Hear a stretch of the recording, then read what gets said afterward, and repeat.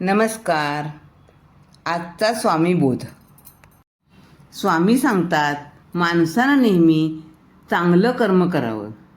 चांगलं कर्म केलं ना तर देव त्याला कोणत्या ना कोणत्या रूपात नक्की मदत करत असतो. माझं कर्म हेच माझे भाग्य असे समजून काम करणारा कधीही हारत नाही. कर्माचं तत्त्व फार वेगळं असतो.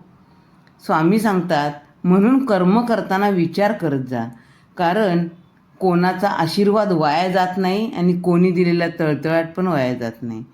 श्री स्वामी समर्थ. आयुष्यात आपण ज्यांना ज्यांना भेटतो त्या प्रत्येकाच्या मागं काही ना काही हेतू असतो. काही लोक आपल्या आयुष्यात आपलीच परीक्षा घेण्यासाठी आलेले असतात. काही जण बऱ्याच गोष्टी शिकवून जातात, तर काही जण स्पेशल लोक आपल्यासाठी सर्वोत्तम व्यक्तिमत्व आपलं घडवण्यासाठी कारणीभूत होतात. श्री स्वामी समर्थ. जय जय स्वामी समर्थ. गुरुदेव दत्त.